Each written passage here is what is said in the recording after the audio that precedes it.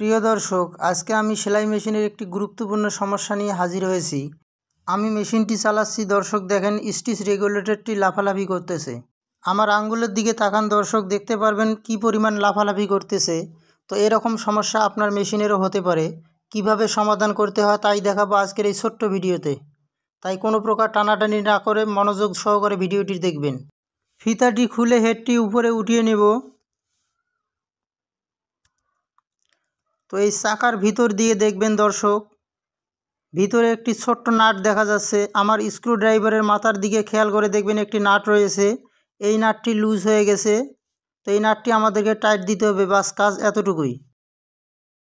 নাটটি ভালোভাবে টাইট দেওয়ার পর আমরা স্ট্যান্ডে বসিয়ে দেখব।